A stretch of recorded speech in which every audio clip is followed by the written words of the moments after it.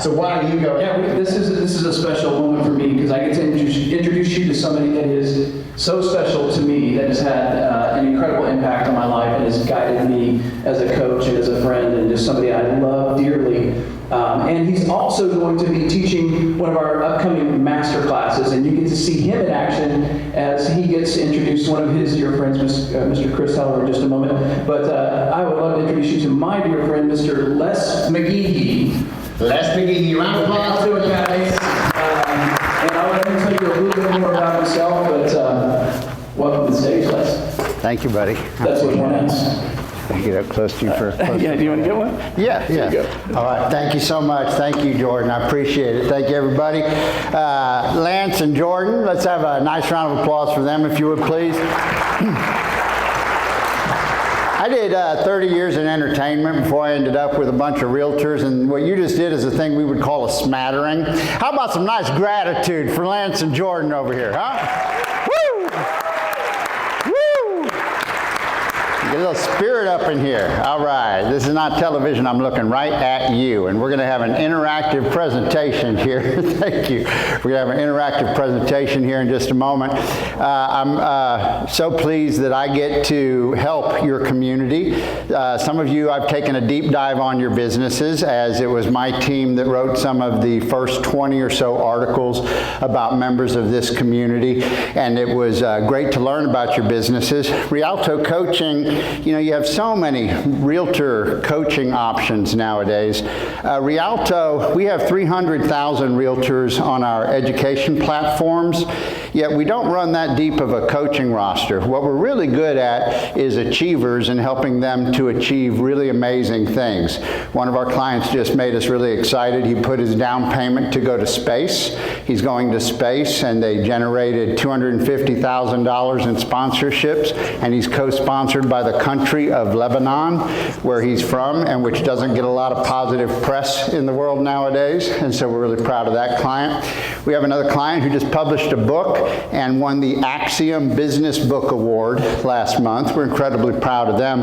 And it's folks like yourselves that are achievers that Rialto really does best with. Yet I'm not here today to sell coaching. I'm here today because I'm a fan of Chris Heller's.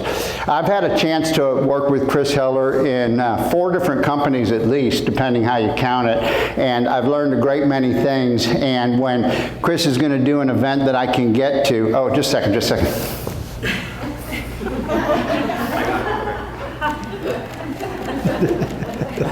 That's all? Okay, all right. So when Chris is doing an event that I can get to, I show up because I always learn something. I want to encourage you that you have a unique opportunity today. When we get Chris up here on stage, you're going to have a chance to ask some questions. And I want to encourage you to ask really specific questions. It's going to be a really opportune time. And so I want you to be ready for that. And to do so, I happen to know that Chris also likes energy. Now, he packed an awful lot into 118 pages in here, and there's a feature in the book, if you want to open your book, on page 105, he even gives you like a workbook sort of thing that you can go to for quick reference, which is very generous of an author to do, to give you tools that you can use regularly, since we all are into nurturing our mindset, and we're going to hear much about that. Now, before we bring Chris up, though, we got to do one thing, is get a little energy here in the room. And so if you would just play a little game with me, we're going to try a little game. It'll be, when was the last time you did the wave? Have you done the wave recently? Yeah. Well, that's too long. All right, so I see at one end of the room over there, sir, you're in the yellow shirt, aren't you? All right, so I guess you have this end of the wave over here. All right, are you ready? Are you prepared for that? It's kind of like sitting in the exit row on the plane. Are you prepared? Yes, sir? Yes. All right, very good. And then I see Russ over here that I know. Russ, I believe you have the right side of the room, sir. I'm going to inflict that upon you whether you're ready or not. You ready to do that? All right, very good. So you all know what the wave looks like. So Russ is going to throw his arms up in the air to start the wave. You're going to move in a unified manner like the community that you are all the way across the room until it gets over here to our friend in the yellow shirt who's going to catch it and then throw it back, and it'll go all the way back over to Russ. We're all going to feel like champs. It's going to go like clockwork. Are you ready for that? Let's go. Yeah. Oh, yeah, come on. This is going to be good. Russ, it's on your call, sir. Y'all watch him. Let's go. Let's go. Woo! Hey, now go. Throw it back, throw it back, throw it back. Let's go. Yo! Whoa, that was just terrible. I mean, not even medium, really, you know. Why don't we slow it down, and what we'll do is we're going to go with 10 times the energy and do it in slow motion. Okay? So I'm the only one that can see your face, except Homie. Homie's going to take a picture of you. Yeah, other than that, I'm the only one that can see your face. So let's see all the energy. Let's see it. Cowboys are winning. Let's see that energy. So Russ, extreme slow motion, and everyone has a chance to catch your energy in this wave, and then you just go ahead and throw it back as fast as you want. It's just going to go like clockwork. Man, it's going to be cool. You ready to do this for us? Y'all? Let us down. 10 times the energy at slow motion. Let's go, Russ.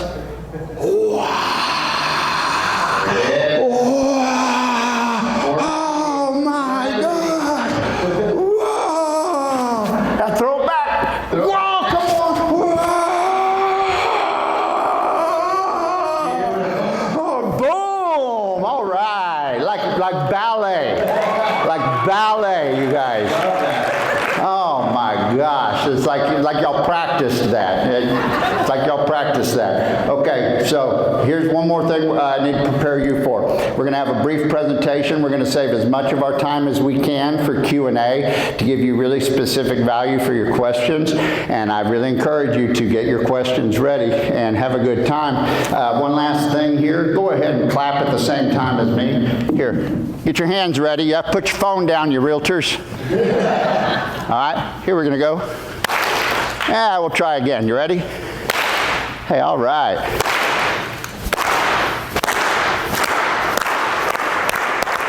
All right, let's welcome Chris Heller to the stage. Come on.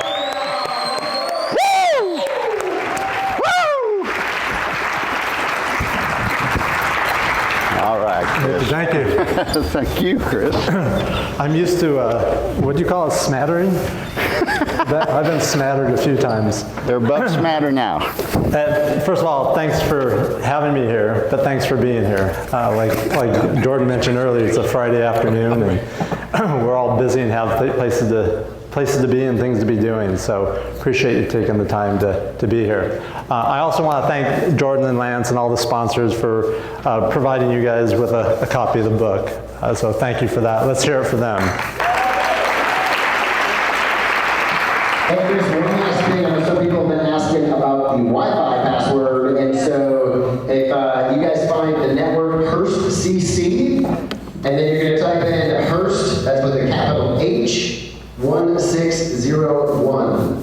So again, the password Hurst with a capital H, 1601. All right, Chris, it's all yours. And the Wi-Fi is only for posting photos of this on social media. No checking emails, sending text messages, none of that. I was standing over there wondering, is anyone celebrating their 40th birthday this year? Anyone in the crowd? Really? No one's going to turn 40 or has turned 40 in 2023? Wow, I thought there would be at least one person. 40 years ago this year, I got my real estate license. Oh, we got one. All right. So you and my real estate license are the same age. So happy birthday. I got my license in 1983, and I don't know why I thought of that standing over there, but it's a long time ago. Just a little bit of background on myself, so you know who's standing up here. Obviously, I'm an agent and have been for a long time, just like all of you. I still have a team in San Diego, the Heller, the home seller team. It's the 34th year that I've had that team. Now, I haven't been involved on a day-to-day basis since 2010. I'll explain that in a minute. But I've sold a lot of homes, over 4,000 homes, and all in San Diego, and understand what you do and what the challenges are, and what's great about what we do, and everything in between. In 2010, I stopped running my team on a day-to-day basis and took an executive role at Keller Williams, and spent 5 years launching Keller Williams globally. So got to have a lot of fun traveling all over the world and planting real estate seeds and helping companies grow in different countries. And then ultimately became the CEO of the company. And after, I joined Keller Williams in 2004, so after 13, 14 years, finally left, ended up, not by, actually through chance, ended up at Loan Depot, the second largest non-bank mortgage company in the country, and became the CEO of their sister company called Mellow Home. I got heavily involved in real estate technology still really starting in the early 2000s, but like in that 2010 range, last 10, 13 years, invested in a number of companies, an advisor to several companies, and on the board of a few companies. One of those companies was a company called Ojo Labs. I was an early investor on and a board member of, and I joined them full time in 2019, and I'm still with them, serving as the president of that company. In case someone wants to, I'll answer the question now, what does Ojo do? We, in 2020, acquired one of the largest real estate portals in the country called Movoto.com, and it's the largest portal that no one's ever heard of, but we're okay with that. We do have 20 to 25 million unique visitors a month to that portal, and we introduce a lot of consumers to a lot of real estate agents and top teams around the country. So that's this little background. See if there's anything I left off that's important. Talk about the book. I'm not gonna, this is not, has anyone else here written a book or thought about? All right, so we have a few authors. So anyone that raised their hand can verify what I'm about to tell you is you don't make any money on books unless you're like Stephen King or Adam Grant or some very famous author.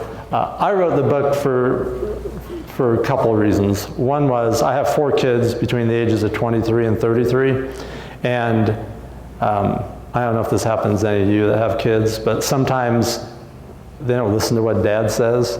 But I figured if one of their friends read the book and said, wow, this was good, or this is helpful, that it might actually get to them. And that's that was one of the reasons. The other was, I wrote it, although it's not about real estate, it's a short business parable. I wrote it with real estate agents in mind because that's the world I know. And especially for young people starting off in their career, whether it's a real estate career or any career, when I was younger, read some books, some business parables that were very impactful for me. The Richest Man in Babylon, The Greatest Salesman in the World by Og Mandino. Those books really had a lasting impact, and was hopeful that this might do that for some. So anyways, those are the answers to the questions I usually get asked about the book, so we'll keep going. The market changes all the time. Right? That's the only thing that's constant in what we do in our businesses. Now, sometimes there's big changes, sometimes there's little changes. Right now, we've gone through a pretty big change, from the pandemic market to the current market. And market really hasn't quite decided what it wants to do or where it's going to go, and time will tell. But regardless of what happens in the market, people buy and sell homes. Right? And we have the opportunity, especially this room of people that operate at a high level, it's opportunity to do even more business when it gets a little challenging for others. But I get asked a lot, well, what changes when the market changes? Well, what consumers do is relatively the same, right? They buy and sell homes. Really what changes is what we need to do and what we do. The conversations we have are different. Right? If this was, in the heat of the pandemic when, every listing was getting 20 or 30 offers, the conversations we'd be having with buyers and the expectations we'd be setting with buyers might be different than the ones we're doing now. Certainly the conversations with sellers where we'd say, hey, Mr. and Mrs. Seller, good news, your house is going to sell for more than you ever imagined, and with more people trying to buy it than you'll believe, and in a shorter amount of time than you've ever experienced before. We can't say that to every seller today, right? Some price regions, some areas it's still happening, but it's a little different conversation. So the 4 things that change are the expectations we set and how we set them, conversations we have, the level of education we deliver. If we're talking with a buyer now where they've seen interest rates double since the low point, it takes more education to explain to them why it makes sense, or why it still makes sense in their situation to be a buyer, right?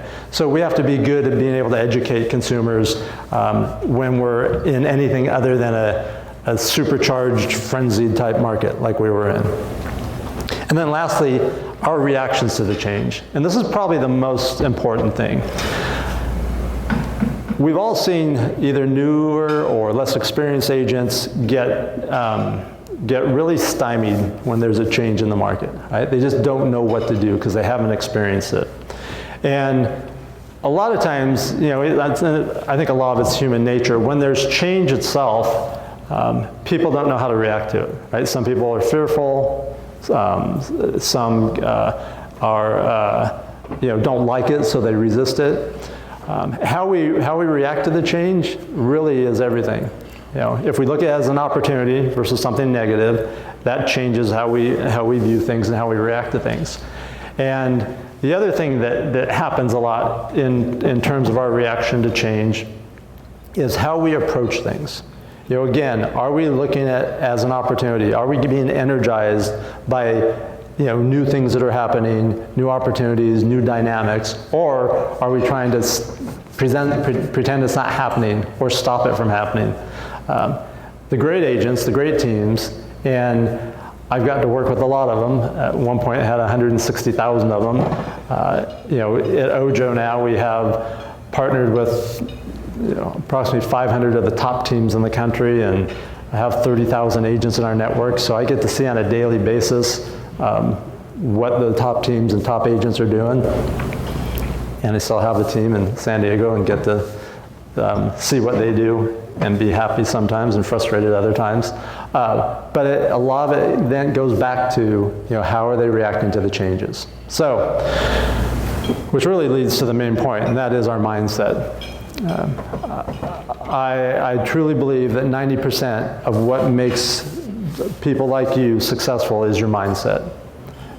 It's not the knowing how to fill out a contract or the doing of the things that we do in our business. It's really how we think about things and how we approach those things. We all been around people that have good, strong, positive mindsets. And we've been around people that don't. And the difference is the ones that do are the ones that always seem to be luckier. They always seem to be doing more, doing better. And again, it's that mindset that makes the difference. In our business, there's really no secrets to what it takes to be successful. Right? I remember early in my career being in real estate seminars, and I used to get angry. I'd be in the back of the room like this pent up, fire in my belly, and this anger, like, oh my gosh, the speaker's teaching every one of my competitors what to do and how to do it. And I should be the only one knowing this stuff. And then 2 weeks later, I finally realized that 99% of the room is never going to do those things. Right? 99% of the room is, or if they are, they're going to give up after 2 or 3 weeks. And that's where mindset comes in. So a lot of this stuff is going to be familiar. A lot of it you are very in tune with and practicing. For some of you, it will be a reminder, and for some of you, it will cause you to think about some new thoughts. But here's what I know. It's easier to do our jobs when we have a strong mindset. It's easier to do our jobs when we have a good attitude. It's easier to do our jobs when we are feeling confident. And those are the things that how we think and what we think about really impact more than anything else. So how do we develop that strong mindset? One is controlling what we listen to, what we watch, what we read, who we spend time with. Early on, I made some decisions when I'm glad I did, and that was to make sure that I just wasn't having negative things around me. It's hard enough, right? The world's full of negative stuff. If it's really easy, and easier now than ever before, to go down some dark tunnels of negativity, right? We're surrounded by it on the internet and TV and radio and everywhere else. So, how do you limit those things? Or should you limit those things? That's a question for each of you to think about. I firmly believe that it's important for me to limit those things. So I'm really careful about what I watch, what I listen to, who I spend time with, what I read. And I've just cut out most of those things. I don't watch the news. I still know what's going on in the world. I mean, you have to be, buried deep in a hole not to know what's happening, but you don't have to be spending a lot of time and energy on those things. Those negative things have an impact on us. At the same time, I always operated like I had a finite amount of room up here. I probably do. I know you guys don't, but I'm pretty sure I do. And so if I'm going to limit the negative, then I wanted to make sure that I was maximizing the positive. So it's like a jar, and get the negative stuff out, put the positive stuff in. So again, what I read, who I spend time with, my environment, what I watch, making sure that I am surrounding myself with the type of people and the type of information that's not going to make it easier. I mean, that's not going to make it harder, but will make it easier for me to have that good mindset. One of the things we talk about in one of the chapters of the story is about showing up. You all showed up here today, and physically showing up to things is important, right? We have to physically show up to do our jobs every day. We have to physically show up for appointments. But it's also about the mental side of it. Showing up mentally, being present, being focused. There's agents that are not as effective as some of you.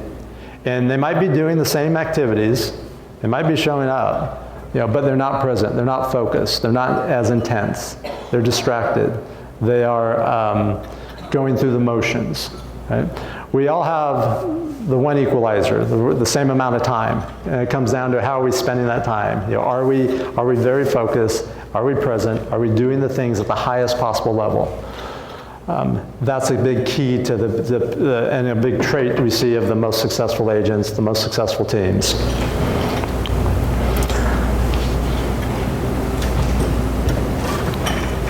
Another concept that I've seen slow people down or have them achieve at a faster rate is the concept of not listening to your wants and don't wants.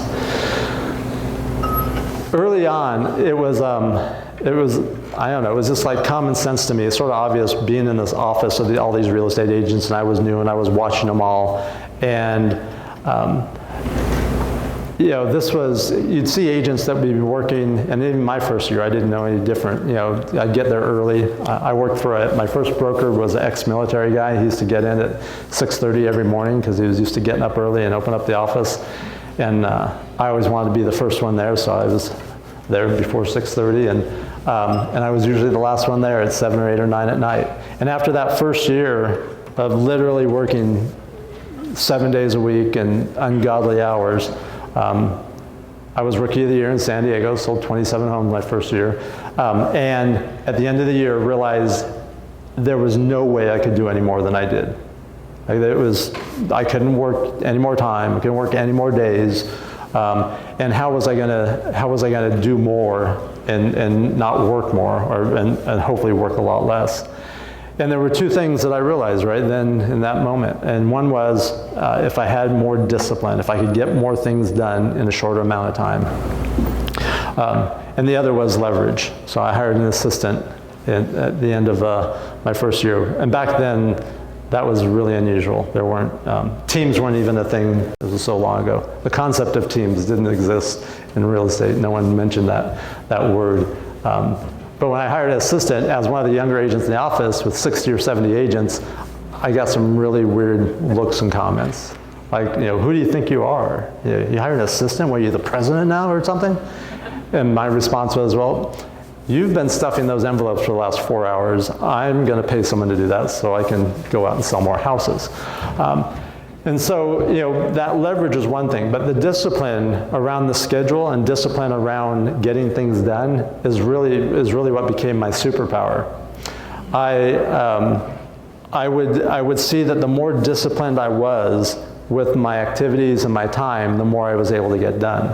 Now, a lot of people have a negative reaction to discipline, right? It might, well, especially if you're a kid, right? Discipline definitely has a negative connotation. But even for adults, discipline means I can't, I have to give up things, or I give up my freedom, or it's confining or constraining, or those things. And the truth is, it's actually the opposite. You know, the more disciplined you are with your time, the more time you actually have. And I know that because I've lived that. See, I'd be able to get more done in 8 hours than I saw agents doing in 12, 13, 14 hours. I was able to leave at the end of the day having accomplished more than they would, knowing that they'd just keep working into the night.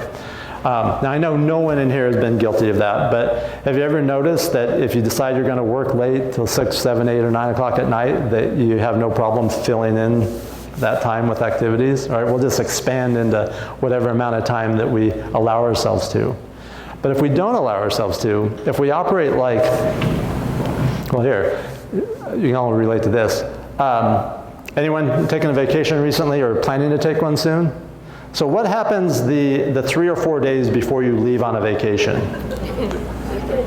How focused are you? How productive are you? It's like, you know, you're like the Energizer Bunny, right? It's like you get more done in those days, like you clear everything out. Like every lead is followed up, every client's communicated with, everything's done so you can leave on that vacation. What I started to realize was if I operated like that all the time, I could create and do a lot more. So it was actually pretty easy. Created a schedule and then made sure I follow it. Now, we've all heard that before, right? Hey, have a schedule, follow it, time block, do those things. The easy part's creating the schedule. Right? It's like, you know, fill in the time slots with what you need to do and make sure you put everything in your schedule. The hard part, and where a lot of agents, especially the ones that are struggling, struggle with, is following the schedule. Now, why is that? It's actually not a hard thing to do. Right? We're not chopping wood or, you know, working on a chain gang. It's following a schedule. But it's hard because of our minds. It's hard because of what we allow and what we don't allow. So, not listening to your wants and don't wants. I had a schedule, and I followed it every day. And I'm human, just like everyone in here. And there were days where I didn't want to. You know, there were days when I was doing my lead generation, you know, from 7:45 a.m. to 11:30 a.m. every day, where I go, I don't want to be doing this today. I don't want to be making these calls. I don't want to make another call. I don't want to talk to another person. You know, all those wants. Or I want to be at the beach. I live in San Diego. So, or I want to be fishing with my brother today, or playing golf with my friends, or doing something else. And I would have those thoughts come up. And instead of listening to them, I just used it as a trigger. I said, I don't listen to my wants. I don't listen to my don't wants. Now, a key to that was I had goals. My goals were very important. They were more important than that thought of what I wanted to do or what I didn't want to do. All right?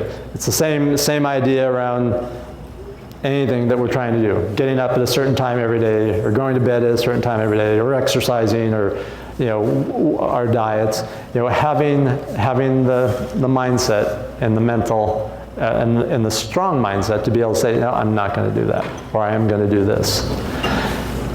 The more disciplined we are with our time, the more time we have. The more disciplined we are with our health, the better health we have. The more disciplined we are with our money, the more money we have. So if you frame it in that way, it makes it easier to do. And again, not listening to your wants and don't wants is just a game. It's just a game I played. It was a trigger saying, okay, when that thought comes up, I'm just simply going to say, I don't listen to that want, I don't listen to that don't want, and I'm going to make the next call.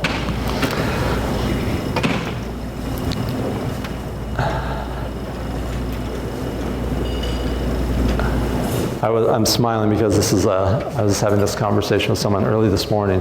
The discipline. Again, is it easier to have discipline if you have a good mindset and a good attitude, if you're in a good frame of mind? Yeah, and when you're not, it's really hard. Excuse me. So, you know, that begs the question, you know, how do we get a good frame of mind? How do we get in a good mindset?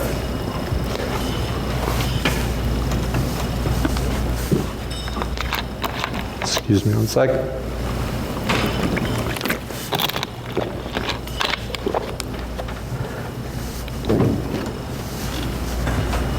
Is it easier to have a good mindset when your clients are happy? Or the other option, when they're unhappy, how easy is it to have a great attitude and be happy, right? It's pretty tough. That's the roller coaster that we ride every day in this business. But how do we increase the chances of our clients being happy? We underpromise and we overdeliver, right? We set the expectations.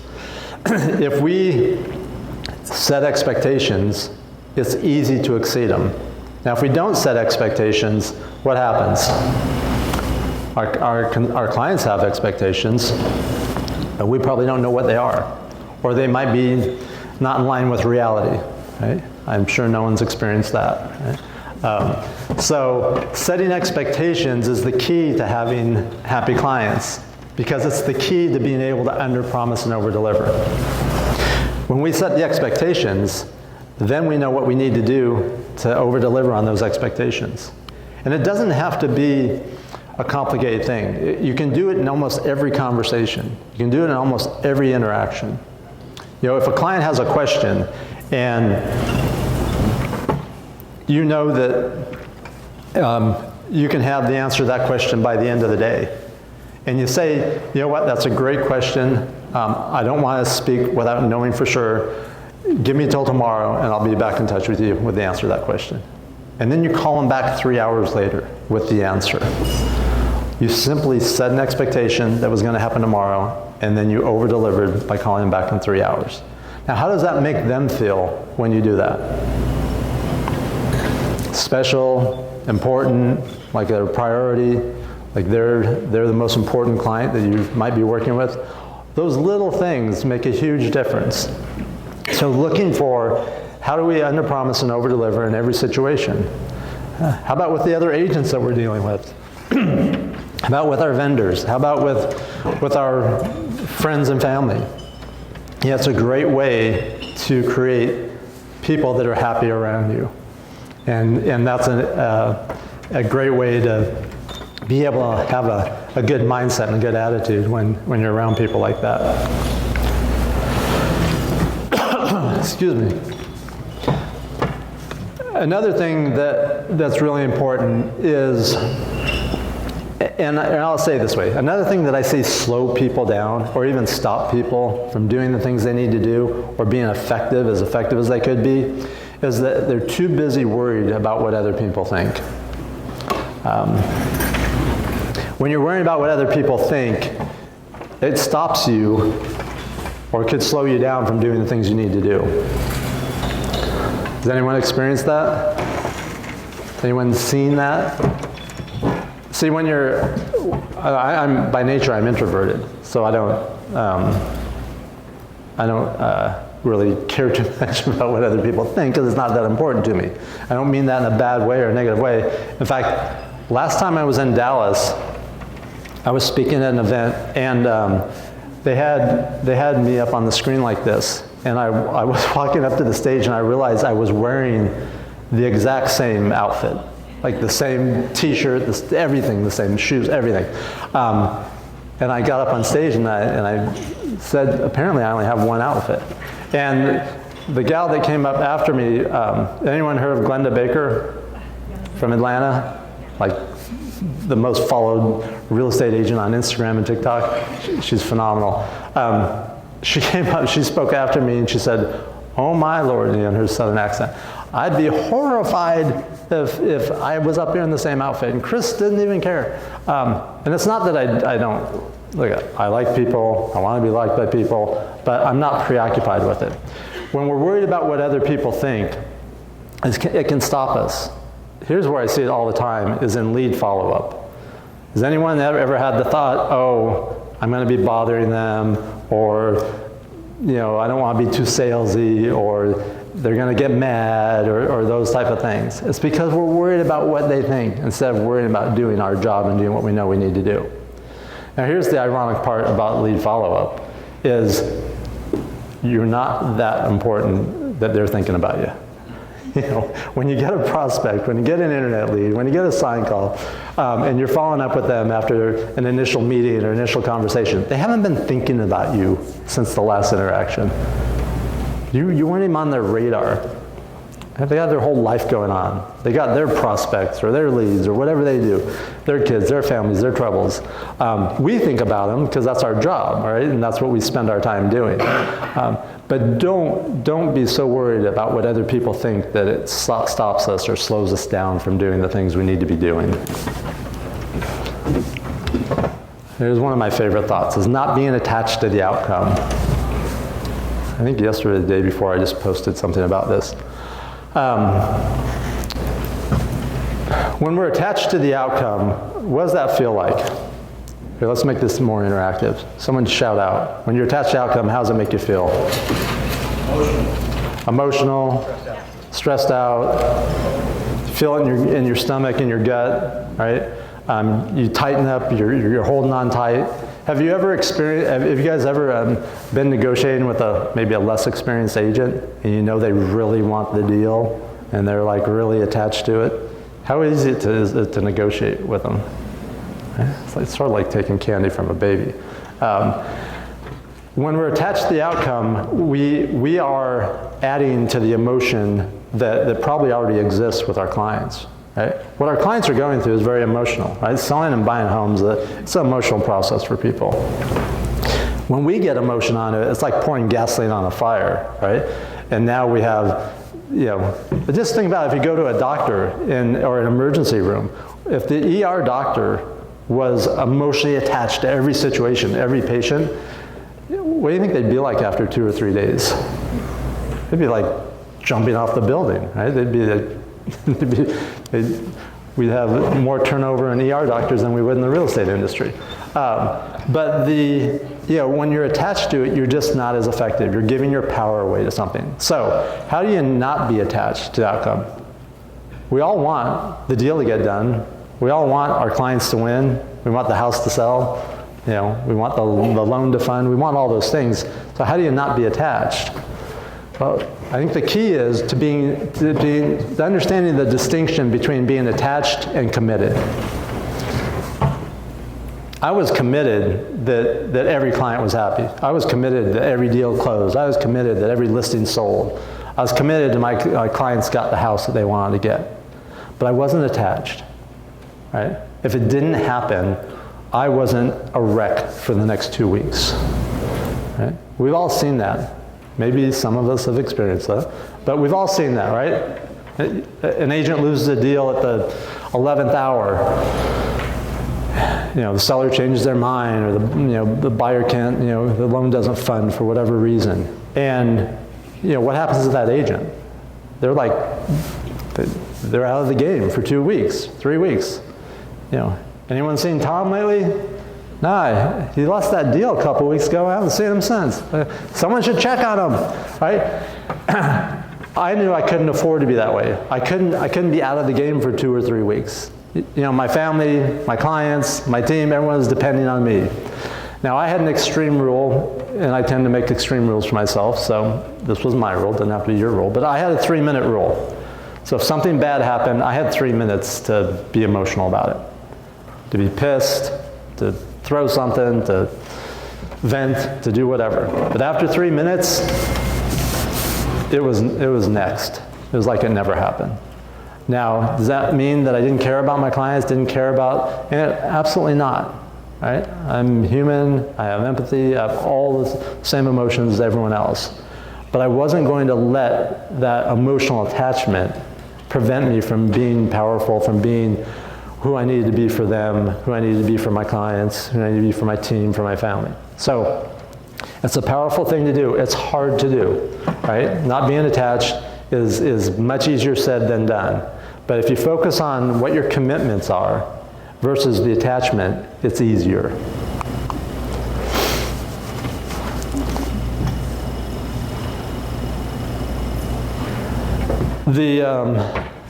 For this room, this isn't a really exciting topic because I'm sure most of you operate this way.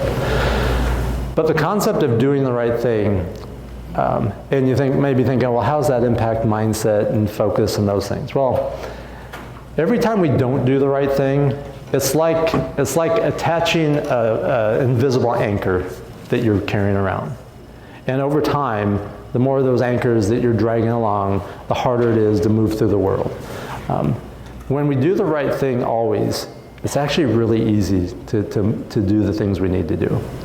The key is the always part, right? Even when it's not in our best interest, even when it's hard, even when it's going to be a really difficult conversation, even when someone's going to be really unhappy with what we need to do or what we need to say. But if it's the right thing, then we have to do the right thing, and we have to do it all the time. When we don't, we're just adding another invisible anchor. Now, I'll pause for a second on this content. I'm going through this stuff relatively quickly because although I get asked to speak a lot, I'm not a speaker. I'm one of you. I run a real estate technology company. I have a real estate team. I'm a real estate agent. Actually, just going through TSA yesterday, the guy goes, "Hey, your license expires next week." I was like, I don't know why I thought of that, because my real estate license, I have another year. That's what made me think of it. So I have to renew my license. But I'm just like all you. I'm not a speaker. So I'm going to go through this material relatively fast, but then we're going to make it more interactive. We're going to do some questions and answers. I'm going to have Les come back up, and we'll have a conversation. All right. And then this concept, having fun. And I mentioned an ER physician. I guess they could have fun, but overall I don't consider that a fun job, right? That's a really serious job. It's like you're dealing with life and death situations. What's ironic is I see a lot of real estate agents operate that same way, taking themselves and ourselves and what we do way too seriously, right? Typically, in your normal transaction, it's not life or death. Hopefully no one's lost any clients. But if it does, that had nothing to do, hopefully, with you or the transaction. You got to have fun. You got to be able to smile. You have to be able to laugh. You have to be able to laugh at yourself. It makes it much easier on a daily basis to do the things you need to do, especially on those days where you don't feel like doing it. When it's not fun, someone asked me the other day, how do you deal with burnout? And I thought, I don't know. I've never experienced that. But if I had, I know there'd be some things missing. And one of the things missing would be fun, right? Because if you're having fun, burnout and fun don't coexist together.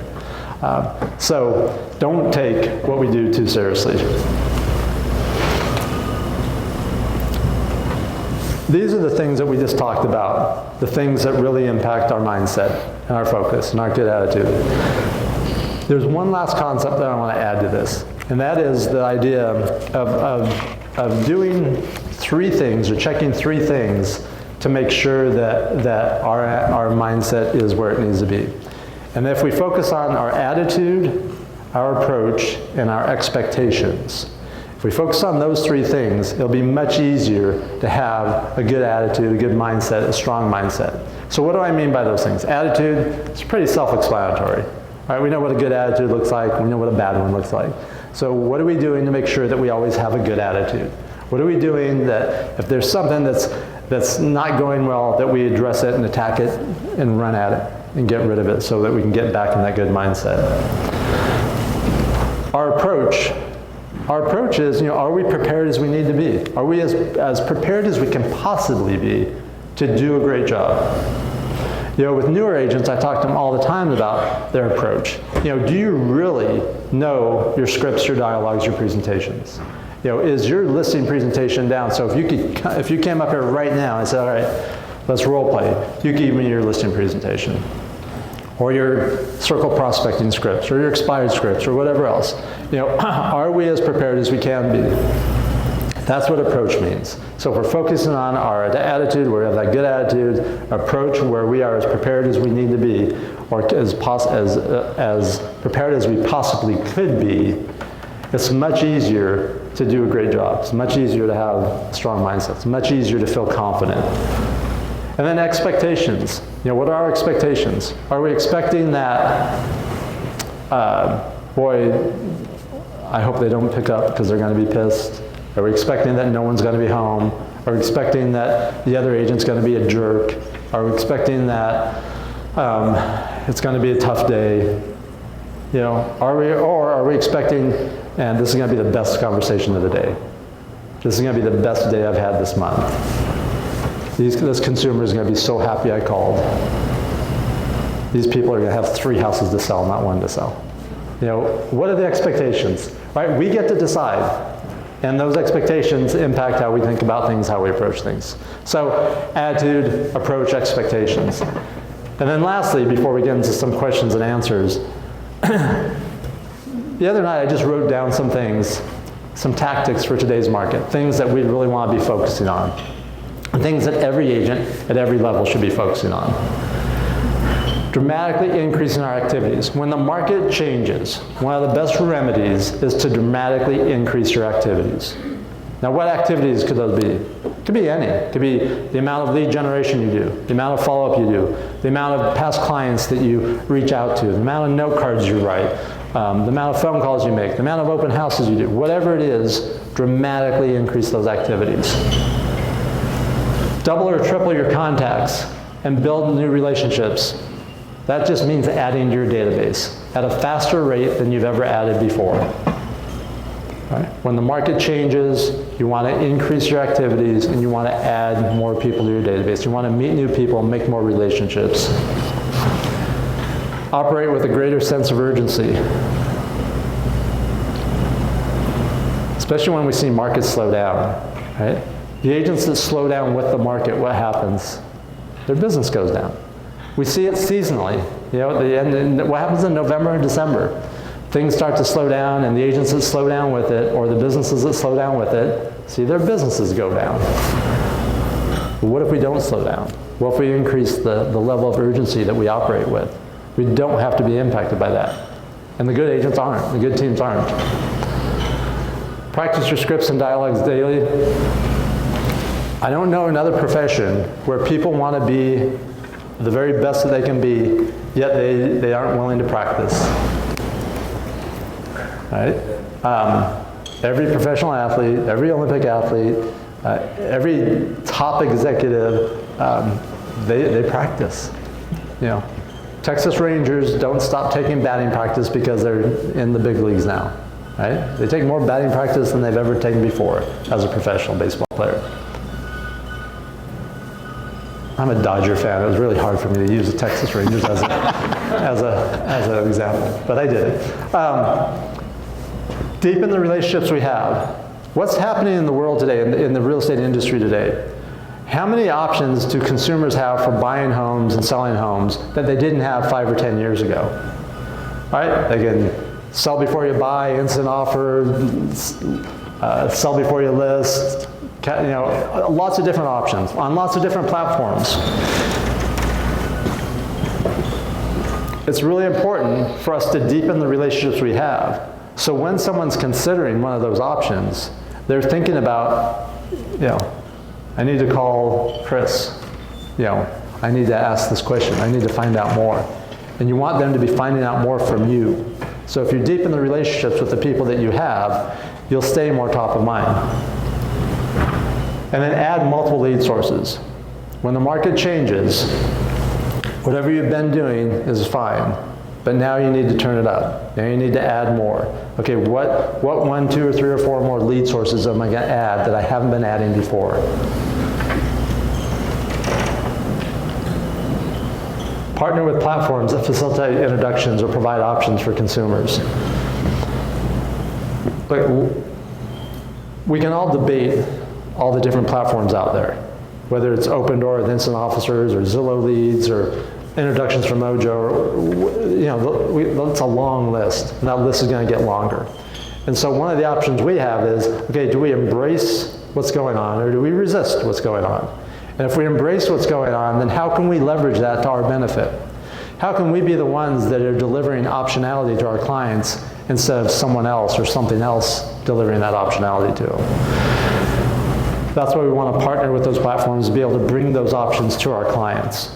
You know, my team in San Diego, on every listing appointment, I haven't been on a listing appointment since 2010, but I know on every listing appointment they're on, they are bringing options. They are giving the sellers the option of selling right now without having to put their home on the market. They're giving the options of being able to buy first and then sell. They're giving the options of an improved to move, or provide the capital to fix their house up before they put it on the market so they get top dollar. They're providing those options. And they're using platforms and partners to do that in many cases. And then the thing that I mentioned before, developing the discipline to be able to have a schedule, but more importantly, stick to a schedule. You'll get more done. I used to call it my 2 E's, my efficiency and my effectiveness. See, those were the only 2 things I thought I could compete on, because I didn't have more time in the day, I didn't have more days in the week, or more weeks in a month. I had the same amount of time as everyone else. But if I could be more efficient and more effective, then I could get more done and do more deals. So efficiency and effectiveness. What's efficiency? Efficiency are systems and processes. Right? Have a system and a process for everything you do. Now again, like many things, I took it to the extreme. I had a system and a process for getting gasoline in my car. Right? I would never do it during the workday, because I wasn't going to take time out of the workday to do something I could do early morning, late at night, or on the weekend. And that was the only time that car got filled up with gas, because I was at a schedule that I was following.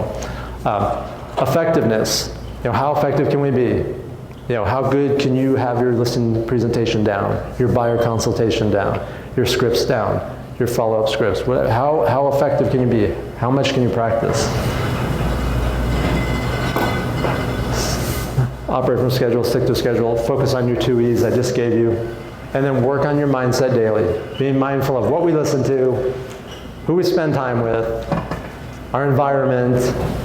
I had this conversation with one of my daughters a couple weeks ago when she gave me a ride. And I got in a car that didn't look like any car should look like. And I know no one here has a car like that, where you have to move stuff so someone can sit in it or put their feet on the floor. But having those environments that aren't the way they should be have an impact on you. And here's how you know. Because if your car is dirty and you clean it, how do you feel? You feel better. You feel different, right? Our rooms, our work environment, our desks, all those things. So all those things impact mindset. We can't afford to have anything but the strongest, most positive mindset. Our clients are depending on us. Our families are depending on us. Those are little things that 100% of us have 100% control over. So that is my suggestion of what we focus on, what we work on for the remainder of the year. Make sense? All right. I'm going to bring up Les so we can talk about some questions and answers and the things that you guys want to talk about. All right, now's a good time to show a little gratitude if you'd like, as we get ourselves set. We do have about 10 or 15 minutes here. We get to enjoy some questions, and of course, I always have questions, Chris. And I said they could ask questions. No, I'll answer any question. Well, all right, let's do that. As we get ready to, we have some mic runners to make it easy for y'all. If you want to raise your hand and ask a question, go ahead and do so. Chris, I was reminded watching you work today, I was reminded of the first time I interviewed you, and your presence shows up in pauses sometimes. And I remember I was a large company you were running had asked me to develop a team building thing, and I was getting your advice and guidance on it. And your pause was long enough that I had time to cycle through all the outcomes I was attached to, that I was concerned. I had done a bad job asking you the question. And then you laid a nugget on me. We were talking about hiring, and the question was, when we've done everything else right, what's another thing that can make it even more powerful? And you said the last question for you when hiring somebody was, did you have more energy after the meeting with them or less energy after the meeting with them? And I got to tell you, Chris, that has sure saved me a lot of money since the day you said that. Yeah, it's one of those things. You either get energy, or things either give you energy or take energy, including people. And that's one of the things that I really work hard about, only surrounding myself with people that give me energy. And if they take energy, then I really have to look hard at why I'm feeling that way. It's just an excellent tip, because sometimes someone looks great on paper, and then you have to say, I don't get the energy from them, and what happens if you project that forward? Yeah. Well, that's excellent. While Chris talks about having fun, one of the things that I know Chris just did for fun might not be the same thing some of us did for fun this year. You just climbed Mount Kilimanjaro.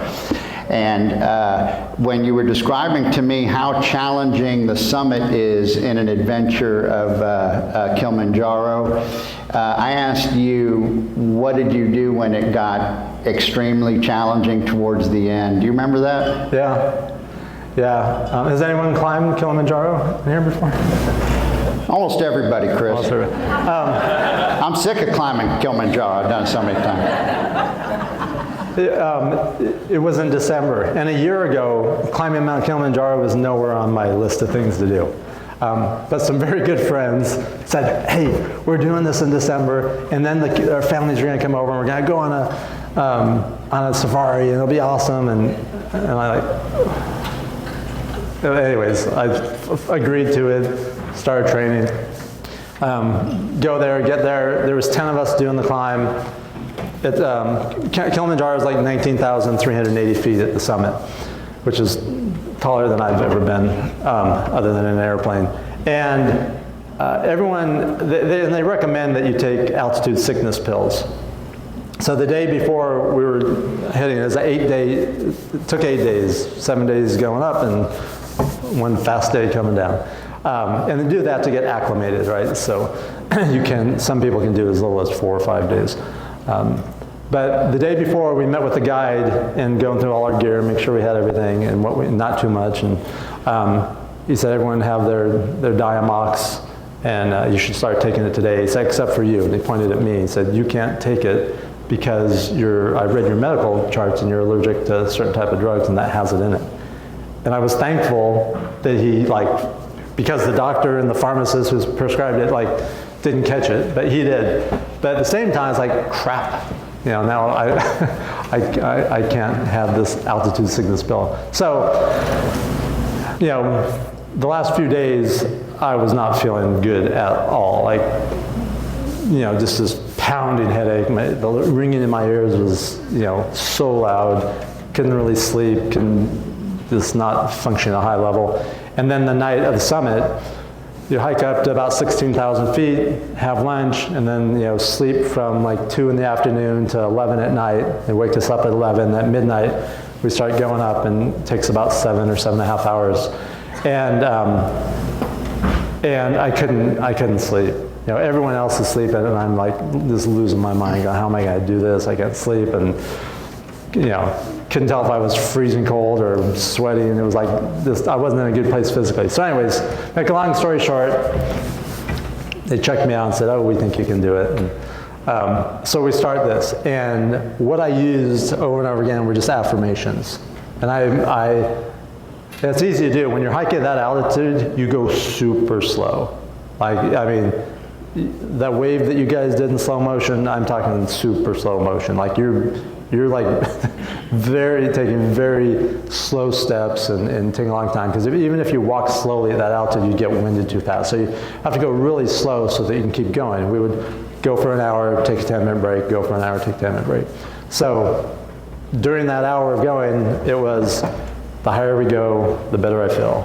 The higher it gets, the stronger I get. And I must have said those hundreds, if not thousands of times with every step. And the power of affirmations, I've used them, my whole adult life, and strong believer in them. Well, I love that story so much. Yeah, I love how it shows up, occupy your mind when the challenge got bigger. I love that story so much. Lance, we have a question? A question for you. What's your advice on how to start a team? I'm sorry? Your advice on starting a team. For starting a team, so you're an individual agent, you're looking at starting a team? So I'll answer that 2 ways. Like I said, back when I was doing it, the concept of a team didn't exist. So for me, it was just a natural consequence of what was happening. I was selling more homes, and I needed more help. So I needed more showing agents, I needed more admin, I needed to handle the business. So one way I could answer that is, just go do a lot of business. And when you do too much, or when you have so much that you can't handle it all, then hire people to help you. Now, since then, a lot of people have done the opposite. And for some people that works great. And that is, hey, I'm gonna start a team to do a lot of business. If you're gonna go that route, then who you hire and who's on your team becomes the most critical thing. The second most critical thing is your systems and processes. What are you going to do to make sure that team is actually functional and high producing? And we could go, I spend a lot of time on any of those, but at a high level, it's either do what you do so well that you have so much business that you need more help, or say, hey, I'm gonna hire people that are better than me, or at least as good at me as me, to handle these different tasks so that I'm freed up to do what's my highest and best use. So, does that help? Okay. That's excellent. Once when I was interviewing you on that topic, Chris, I asked you if there's anything you would have done differently when you launched your team, and you said you would have started earlier, and that led me on a path of asking that question to a great many achievers, and nobody said they wish they had started later. Nobody said they wish they had waited until more growth. They all would have started as early. You still feel that way? Yeah, it's but there's a whole lot of other things I wish I would have done too. If you're gonna lead, you got to be a really good leader, and it took me a while to figure that out. So, well, let's get another question here. Yeah, Jordan. Do you see AI as more of a threat or an opportunity for us in real estate? You're asking someone who sees almost everything as an opportunity, so you're going to get a biased answer. And even with there's always a good side to every bad thing too. Like even in transactions, right? There's always a silver lining to whatever happens, an opportunity to learn and grow, do something better, do something different. But I truly see it as an opportunity, and I think an opportunity for a lot of businesses. It's technology of any type. If we leverage it the right way, if we use it, it allows us to do more, or do things quicker, or do things better.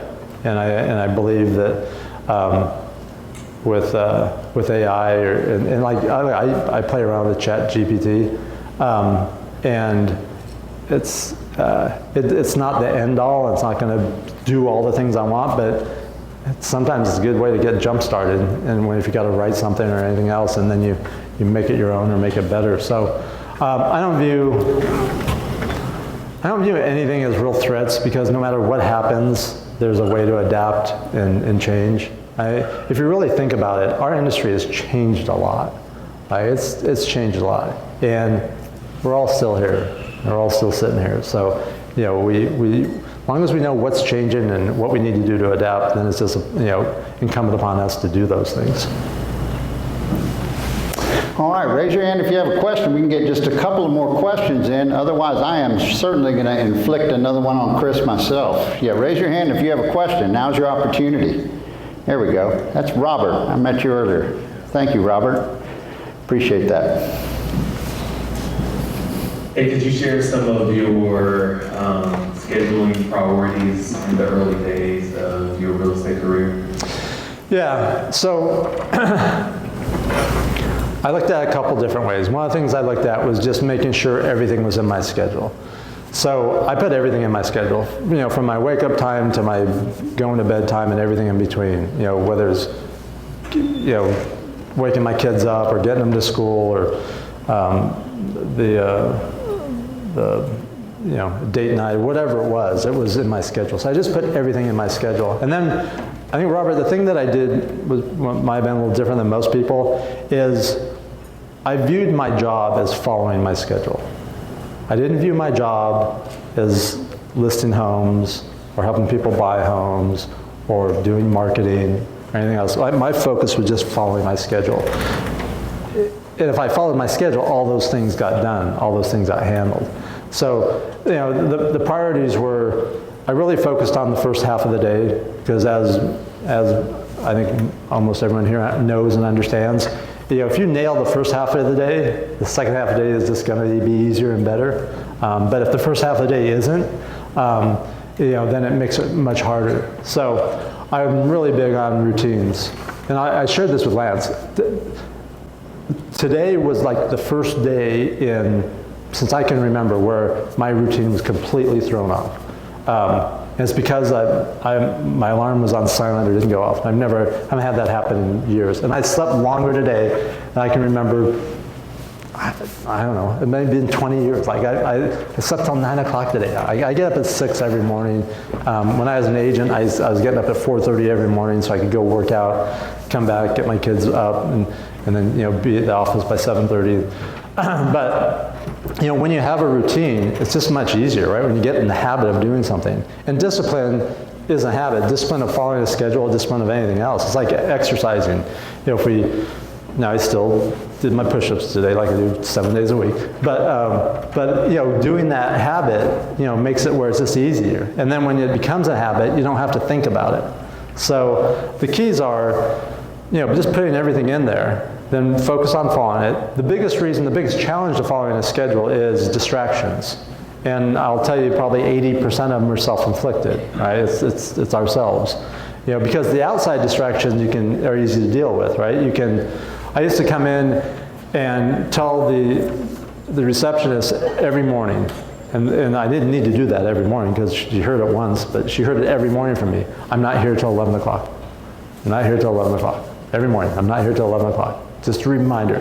That meant I don't care who walked in, who called, who showed up, who wanted to talk to me, I wasn't there because I was only making calls. Back, pre-smartphone days, we had phones on our desk, and if you had a voicemail, there was a flashing light on it, right? I had duct tape over that light because I didn't even want to see that there was a voicemail there, because I didn't want to have to battle myself and negotiate with myself on those distractions. So the external distractions are pretty easy to deal with. It's the internal ones. Like, what are you going to do? What structures are you going to put in place to limit yourself from distracting yourself? Is it, leaving? The only reason I brought this up here is because I see what time it is. But is it leaving this in another room while you're making calls? Or if you're using this for making calls, are you making sure that all your notifications are turned off or on do not disturb, so that you're not getting distracted by a text message, or by a social media post, by an ESPN notification, or whatever it is. Those are the things. So don't make it harder on yourself than it needs to be by battling all those things. So did I address what you were asking? Okay. I got to make a quick note here about putting duct tape on my phone, Chris. With all your other brilliant things, duct tape on phone. Appreciate that. Let's see. Jordan. All right, Jordan.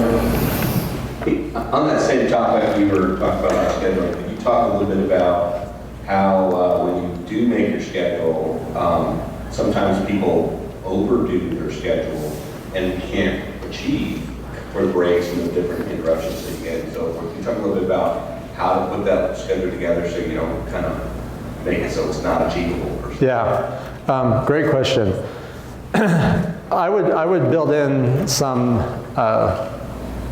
for lack of another phrase, screw around time. Like a half hour here or a half hour there, where I knew I wasn't going to be on it. Because here's the thing. Even if you all had schedules, if these guys with the video cameras were to follow you around during the day, you would be amazed at how much time you're actually not doing the things you should be doing, or how much extra time you really have in your day if you really analyzed every day. And I did that. I went through that exercise many times where, by minute or every 10 or 15 minutes, I would write down in a journal what I've done in that time to really look at it. And you go, holy crap. Like there was like 2.5 hours today where I really didn't do anything.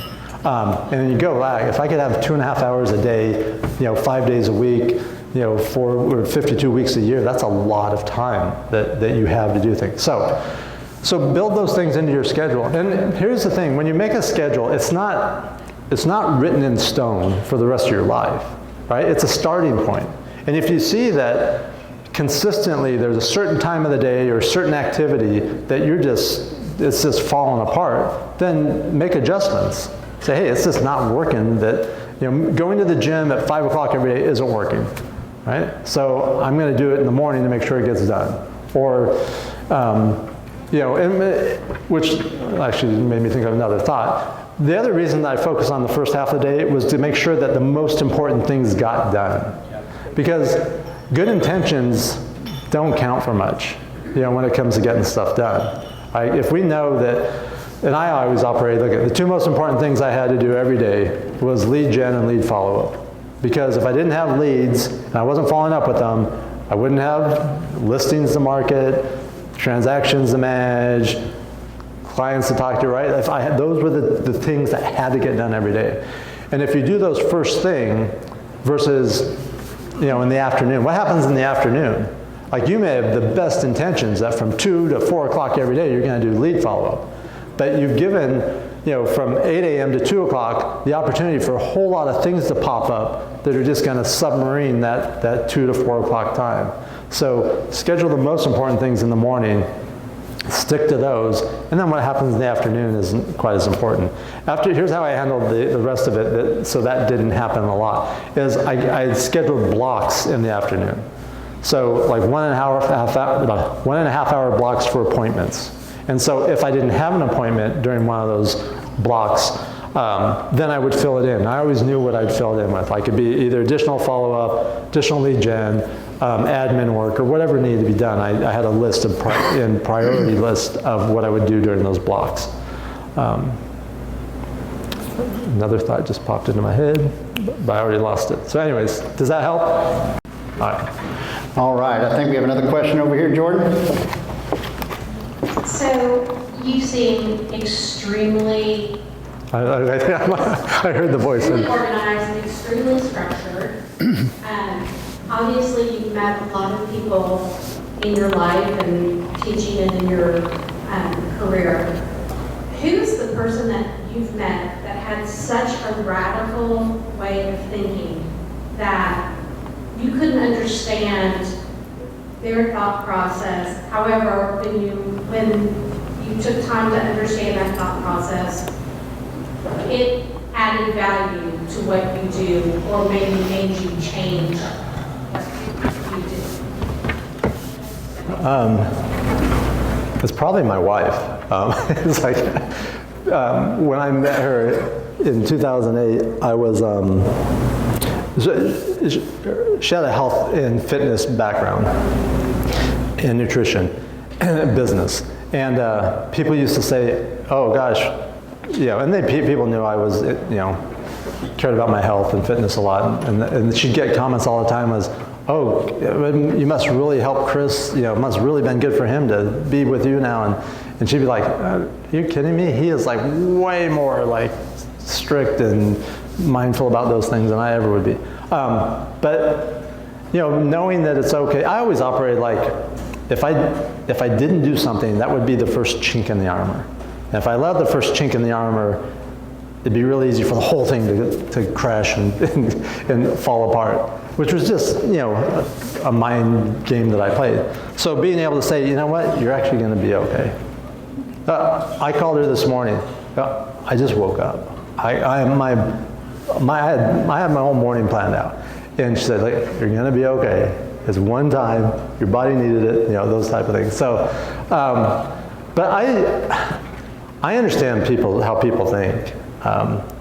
Most good agents do, right? That's part of our job, is to understand what people are thinking and feeling and what's behind the words they're saying, and what are their fears and their concerns of those things. And I get value from everyone. I'm not saying everyone should, or anyone should be like me. It's worked for me, and that's how I win, but people can win lots of different ways, and I learn from everyone I meet. It's one of the, for those of us that are growth-minded and interested in always getting better, it's, every interaction is an opportunity for that. So, did I answer? If you were looking for a specific answer that I didn't give you, let me know. All right, yeah, we have one more question here, Chris. Hi, Chris. Hi. My name's Susan. I'm from Mary Homes and the Tribute in the Colony.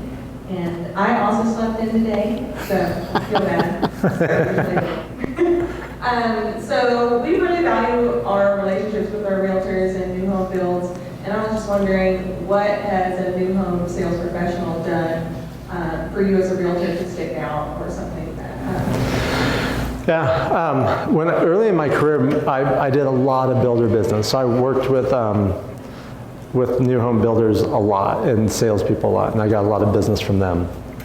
So one of the things they did for me was they would refer me people, which was the thing that was most impactful. Now you can't refer people to every agent, but it's just, regardless of our roles, whether we're the new home builder trying to deliver value to an agent trying to deliver value to a builder, a title rep trying to deliver value to agents, and agents delivering value to their clients. The key is just what are we doing to deliver value? You know, checking in, following up isn't valuable, right? When we're calling someone or checking in on someone, it's like, hey, I just wanted to check in. Okay. You know, so, right? But I hear agents do that. I hear vendors do that. That's not value. That's not no value. You know, I'm busy. I'm glad you want to check in, but you know, if you have nothing else to say, goodbye. We have to figure out how to deliver value. So the question then is, what's valuable? So from an agent's perspective, if we're talking to consumers, what's valuable is giving them information that they're not going to get elsewhere. That ChatGPT isn't going to be able to answer the question, or Google isn't going to be able to give it to them. It may be with a buyer, calling them up and saying, hey, I know it's been a few weeks since we've talked, and you said you weren't quite ready, but I just want to let you know, in the last 2 weeks, there's been 767 price reductions in our MLS. Boy, if there's ever a time to be able to negotiate a better deal, I don't know when it's been in the last several years. Just thought you should know that information. Let me know if you have any questions about that. You know, or you know, Mr. or Mrs. Agent, just want to let you know that in 3 weeks we're releasing a new phase, and not only are we co-oping in that phase, but there's also an extra bonus or whatever it is. So just delivering things of value is the most important thing. So the question we should always be asking ourselves is, what can we do, say, or provide that would be of value to the person we're trying to do it to? And if you focus on that, focus on what would be valuable to them, then it takes a lot of pressure off of trying to figure out what am I going to say or what am I going to do, or you know, I don't have a reason. I always called it looking for reasons to contact someone without a reason. Right? It's that thing when you do it, you know it made a positive impact. You know, when we have clients in contracts or under contract, and you call them with no reason, hey, I just want to give you a call and let you know that everything is on track. I just want to give you a call and let you know that we got all the information we need from the buyer, or the lender said they have everything they need. I just wanted you to know that, right? People are like, oh, wow, that's great. I took my car in for service up, I spend about half the time in Whitefish, Montana, and I had a car shipped up there, and I had the first service at the dealership, local dealership, and they called me like twice during the day just to tell me what was going on. I was like, wow, these guys are like on the ball, right? It was just calling for no reason. So, what else? All right, yeah. Am I getting the hook? No, I've had to share a couple things. I've had the pleasure of getting to spend some time with Chris just in the last day, and then my first interaction with Chris, and so much of what he's saying, I got to tell you, he's living it. The first Zoom call we had, his phone rang, and he just checked it out, put it down, and if you get it, he's like, no, because you may know this guy named Brad, and then, you know, in the news, and he said, no, we'll get it later. You got to know how special that made me feel for, number one, not being distracted in the moment. I can't tell you how that had an impact on me. So much so that I was telling my wife the story, and we were having this beautiful moment on the couch and drinking coffee one morning. And then she started telling me a story, and then Chris texted me, and I picked up the phone, and I'm like, And the next thing I know, she walks up, or she gets up and walks away, and I'm like, what? And I just totally did the opposite to her. Chris ended up me giving her my full attention, and it had such an impact on me, this awareness of like, oh man, I need to go back and read a couple more chapters of Don. But the impact, and then even last night having dinner, I could hardly get a question, and I had all sorts of great questions, because he kept asking me questions and being curious, and the value, how that made me feel valuable. And I think that's a big part of what we're talking about adding to our clients, is making them feel valuable and special. So thank you for doing that to me, Chris. Thank you.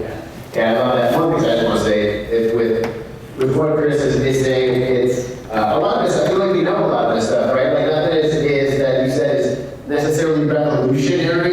It's not like the most complex ideas. But what I've realized as well is that we already know most of the time what it is that we need to do, right? Like he says, like you create a schedule, like that's the easy part. It's doing it. And so most of us, we get so distracted by, well, I need to learn that next thing, this next shiny object. I gotta learn from this person. We're just delaying what it is that we already know what to do, right? And if we just take what Chris has given us and we just apply that, we don't need that next complex thing, right? You know what I'm saying? Like it's the simple, basic things that we apply in our life that make the revolutionary changes. And clearly Chris is someone that, like Len said, he lives that out. And so I just love that. I appreciate that. And what I want to do, I want to make sure we give you guys time to connect. I want to make sure that, we got the best agents, the best businesses here. We got another hour plus.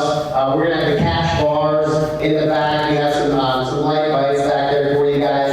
And Chris is gonna be back there signing books as well. And so if you guys need more copies, we got them back there. But connect with some people here, right? Ask questions, get to know people. There's someone in this room that can likely change the direction of your life. And so, man, we thank you guys all so much for being here. Every agent, every partner, everyone that's sponsored.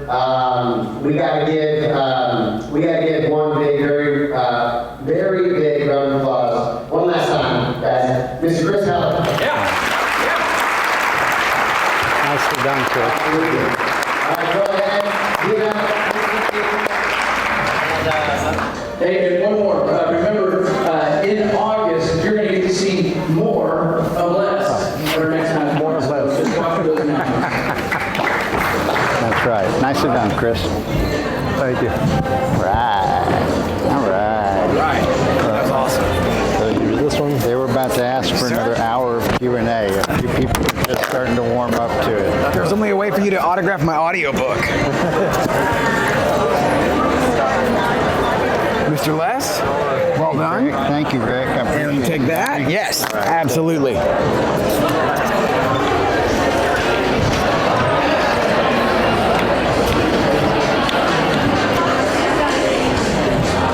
How about that? Those are really good. Huh? Oh yeah, the audiobook's badass. I'll send it to you on Audible. Or assuming you do audiobooks? Oh, yeah, I was going to look into like getting a book. Oh yeah, go for it. She's like, no, you gotta send it to me for free. Where did The grocery, like mine. I think Jordan.